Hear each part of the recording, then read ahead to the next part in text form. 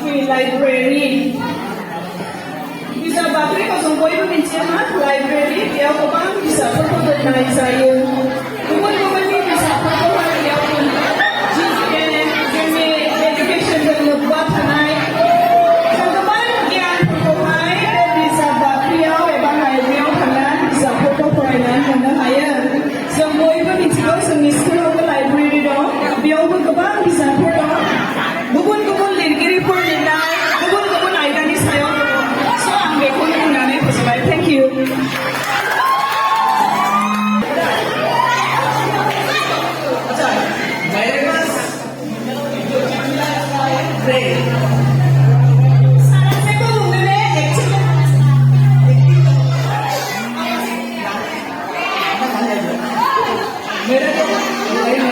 मेरे जोड़ के साथ लेकिन तो पास में अभी आज तो रहा है कि लोग आए कि छोटा एक गाना गाते हैं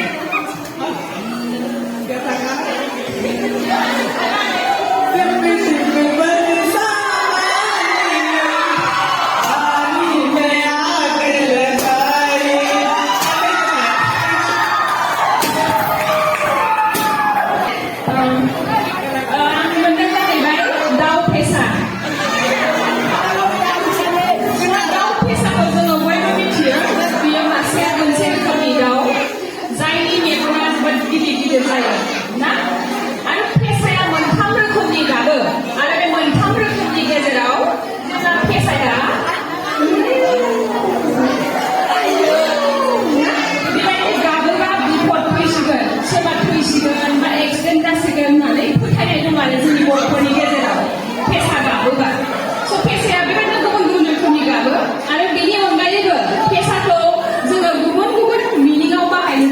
For example, जाय मानसिनि मेगना गिदिर एबा जानायाव बुरजा लुबैग्रा ना बांसिन लुबैग्रा मानसिखौ फेसा मेगन होननानै बुङो नंगौना नङा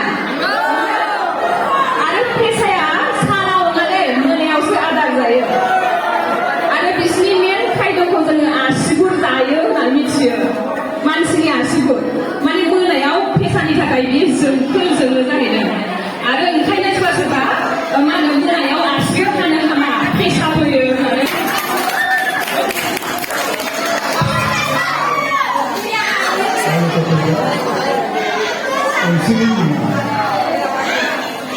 बिबानोबा जोङो बयनिफ्राय आंगोसिन आरो बयनिफ्राय अनसुंसिन बेखौ मिथिबाय बिमाजों जोङो उन्दैनिफ्रायनो उथ्ले देरबोयो आरो बांसिन अख्रा जों बिमाजों खालामो बिमानि जायगाखौ रावबो लानो हाया नाथाय बिमाया गासिबो जायगा गासिबो महरखौ लानो हायो थारमाने बिमा बादि रावबो अननो हाया अनसुलि बिमा बिमानि अननायखौ जायफ्रा बिमा गोमा जादों जायफ्रा बिमा गैजाया बिसोर बांसिन मिथियो बेनिखायनो जोङो बिमानि अननायखौ बा बिमानि फारसे मानखौ जेब्लायबो लाखिनांगौ आरो बिमाखौ जोङो जेब्लायबो जिखुनु खामानियाव मदद होनांगौ गोजोनै दोननांगौ फोजोबनांगौ आरो बेबादि जों बिमाखौ अनफिननांगौ अके thank you My topic is before Bangla means tree cutting. So tree cutting, we should prohibit tree cutting should not be done because without trees there cannot be life at all. Tree is life, no tree, no life. Tree gives us oxygen, tree gives us tranquility. Tree, when there is tree, there is life. Tree is suits our mind also. So we should not cut tree. Tree cutting should be prohibited. There has to be government rules. There are government rules already there. We should not cut trees. Natural beauty can be found only when there are trees. So we should the plantation should be a part of our life, our atmosphere. I mean, soothing and good when there are trees. So it is our duty as a true citizen that we should plant saplings anywhere, and it is the duty of students also to garden. Plantation and gardening should be a part of our life. And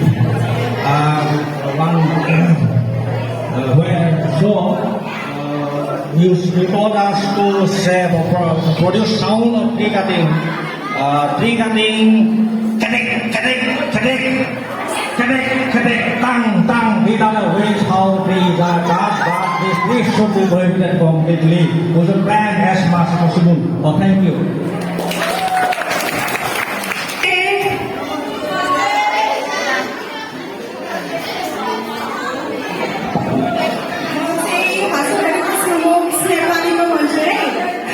It is something different to say in Nepali, so I am going to say in Nepali. So my topic is teacher. Teacher, हाम्रो नेपालीमा भन्छ टिचरलाई शिक्षा र Stitcher एक यस्तो व्यक्ति हो जसले हाम्रो समाजलाई गर्छ, जसले हाम्रो सोसाइटी देशलाई र हाम्रो साना व्यक्तिहरूलाई अगाडि भविष्यको लागि रेडी पार्छ र म पनि एकजना टिचर हो र मैले नेपालीमा भने र टिचर एक यस्तो व्यक्ति हो जसले अर्का केटाकेटी राम्रो हुँदा उनीहरूको भविष्य राम्रो हुँदा जसले बहुत खुसी हुन्छ, आफ्नो छोराछोरी जसले खुसी हुन्छ र यही हो टिचरको विषयमा मैले अलिकति डिफरेन्ट गरेर नेपालीमा भने thank you.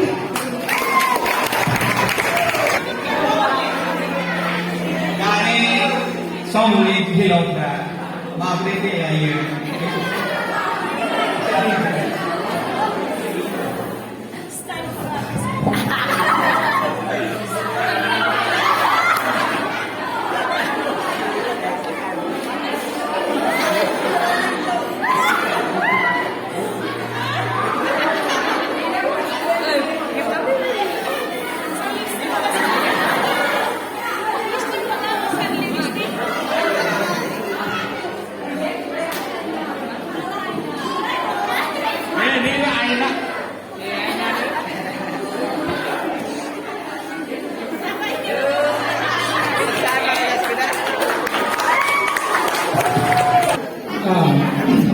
Jadi kami mesti semua mendengar ibadah. Ya, bahasa ini mah, macam zota ibadah boleh muat. Tapi kalau Inggeris orang ya ni, dia cakap zota ibadah boleh muat. Ya ini tu mixer, kalau macam mixer. Kau yang ini, macam tu kami tanya, macam apa yang lain tu je, 17% approximately. Apa? Oxygen 21% macam ini ada gas, gugur gas. Jadi oxygen, nitrogen, carbon dioxide, argon, helium, neon, calcium, mercury, alcohol, vapor dioxide, 1% tadi. Tapi barang yang mereka kira, dia mana tu? Sudah benar-benar sampai kau sudah beli. Jadi barang dia ekor siu, ekor sampai kau siu. Misalnya ekor siu, sini bersama dengan siu, kerana sampai sandra, kau jangan bersama dia. Thank you. Asal saya mau explain, bicara. Anak jadi yang itu macam saya orang saya bersemangat. Bagai saya tahu lah, ada sesuatu yang mungkin orang. Mungkin orang ini juga. Anak ini yang lain mungkin lalu dia. Anak nama kita opor saya. Walau saya mungkin tak usah. Asal ada yang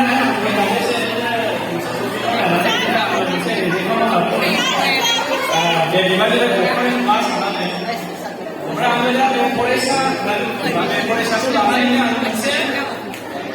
खन्थाइ सुजुदों बेनो जाहैबाय आंनि न'खर आंनि न'खरखौ लानानै आङो मोनसे सुंद' खन्थाइ आवरायगोन आंनि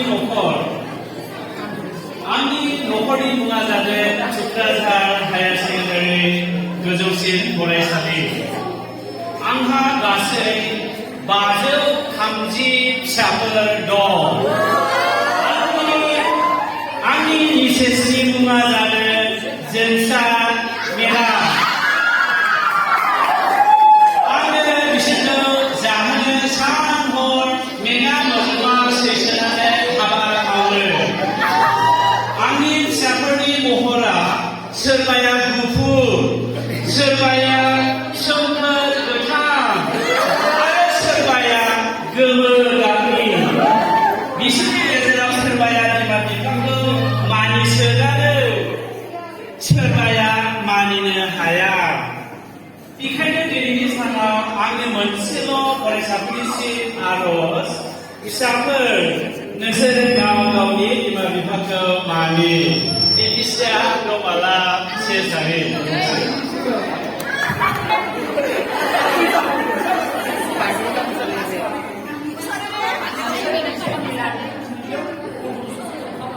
आङो दिनै गिलुनि सिङाव मोनदों जाहैबाय बोथोर मोजाङानो मोनदों जोङो जाहैबाय बोथोरा गासै आसामाव मोनब्रै बाहाग खालामदों बेनो गोजां बोथोर दैज्लां बोथोर उदां बोथोर आरो दुफां बोथोर बेनिफ्राय बे बोथोरफोरखौ नायनानै आसामनि मानसिफ्रा आबादफोरखौ खालामनाय जायो दैज्लां बोथोराव दैज्लांनि आबादखौ खालामनाय जायो मेसें बोथोराव मेसेंनि आबादफोरखौ खालामनाय जायो बेनिफ्राय बोथोरा जि सोलाय सोल' जायो बे सोलाय सोल' जानायनि माखासे जाहोनफोर दङ बेनो जाहैबाय जोंनि बुहुमा साननि सोरगिदिं गिदिंबाय थानायनि जाहोनावनो बे बोथोरा एखमबा समाव दैज्लां बोथोर एखमबा समाव मेसें बोथोर एखमबा समाव उदां बोथोर नैबेबायदि जाबाय थायो बेनिफ्राय जोङो जाहैबाय मोनसे गोसोखांथाव आरो रंजाथाव बे बोथोरानो जाहैबाय मा बोथोर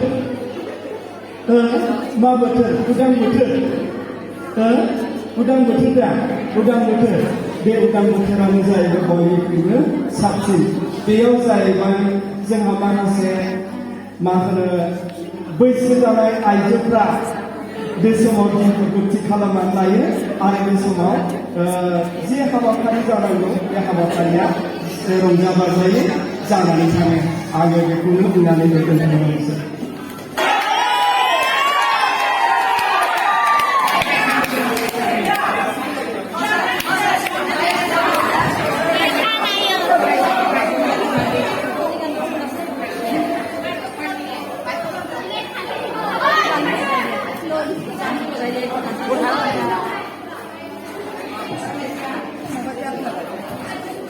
bấm sườn